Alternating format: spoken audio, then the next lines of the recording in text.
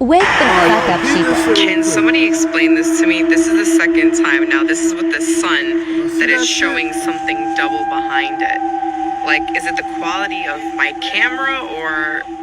Because look, even from far away, you still see it on top. I don't get it. But look, y'all, Pete.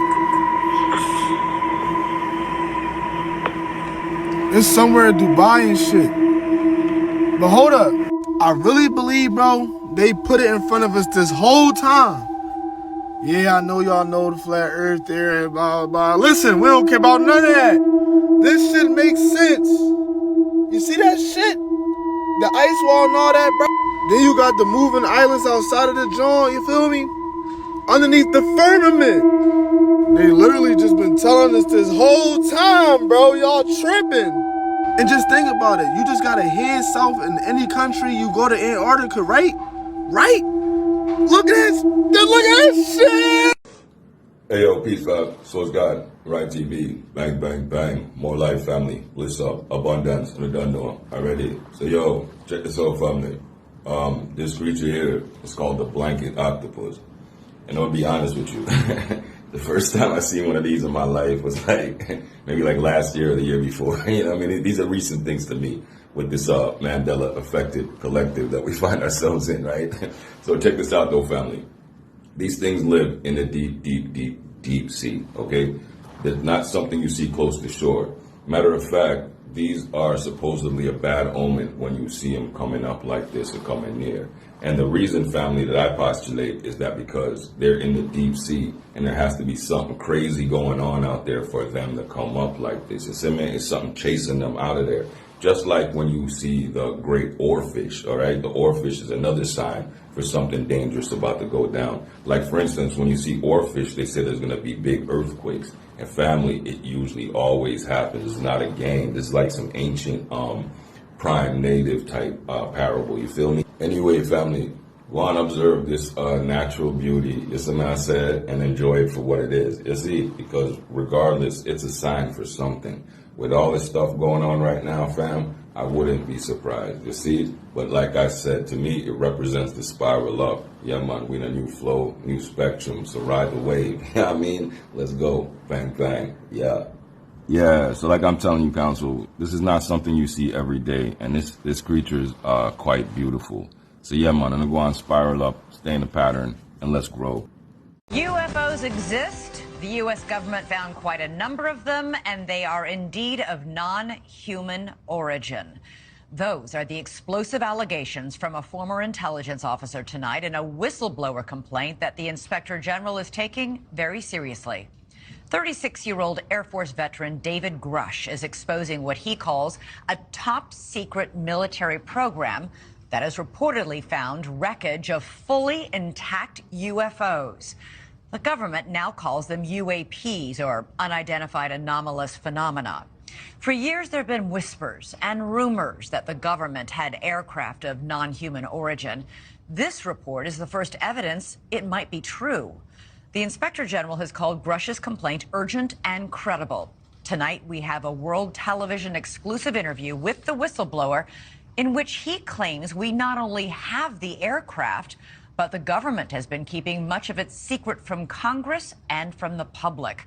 News Nation's senior national correspondent Brian Enton is here with the story, and this is a blockbuster. It is a blockbuster. It's really hard to wrap your mind around this. I've been working on this for the past couple of weeks. I'm still having a hard time processing all of it. Over the last couple of years, it sort of became mainstream to discuss UFOs. The government has released videos.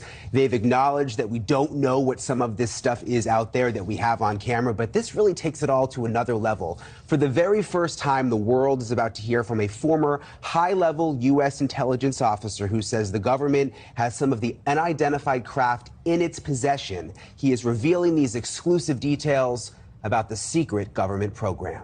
In recent years, Congress starting an official U.S. government unidentified aerial phenomena task force, recently renamed the All Domain Anomaly Resolution Office, or AARO.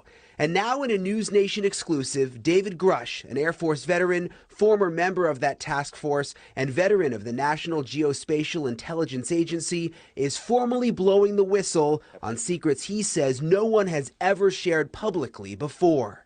You are one of the most trusted former intelligence officials in the US defense and intelligence establishment. Yes, I was. You were trusted with the most intimate secrets.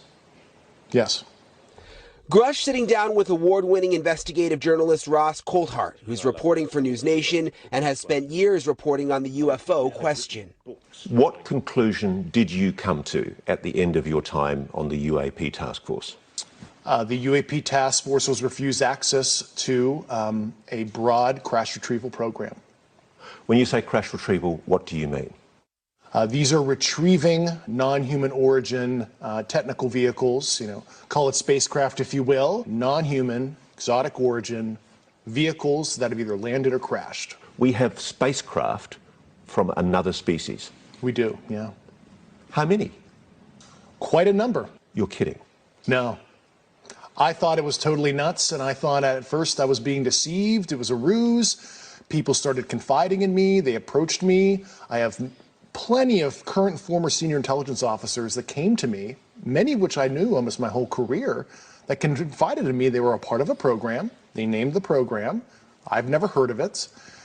And they told me, based on their oral testimony, and they provided me documents and other proof, that there was, in fact, a program that the UAP task force was not read into. If you're right, if you're telling us the truth, everyone, the entire American public, has been lied to for decades. Yeah, there's a sophisticated disinformation campaign targeting the U.S. populace, which is extremely unethical and immoral. You are saying to the human race, for the first time, an official intelligence representative at a high level from the US government is saying publicly, we are not alone. We're definitely not alone. Absolutely, the data points empirically that we're not alone, yeah. Do we have bodies? Do we have species of Well, non-human? naturally, when you recover something that's either landed or crashed, sometimes you encounter dead pilots. And believe it or not, as fantastical as that sounds, it's true. You get what's going on here, family? They're getting the people ready.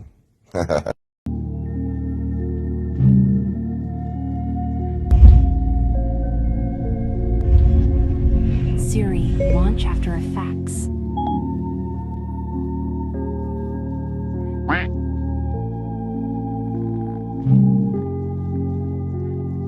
This Illuminati flight school. You already heard me? He is in the Illuminati. I'm in the Illuminati. This is a gift. This is a gift from the third eye. This is the Illuminati. These the third eyes.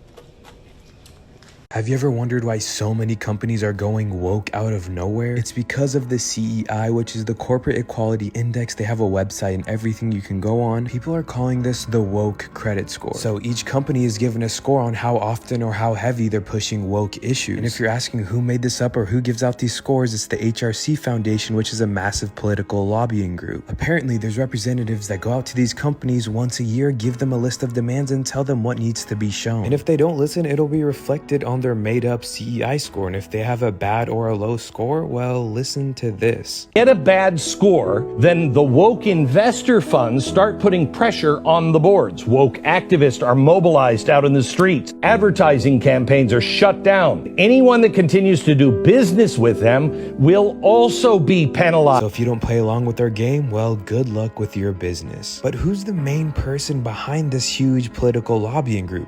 Well, you guessed it, George Soros.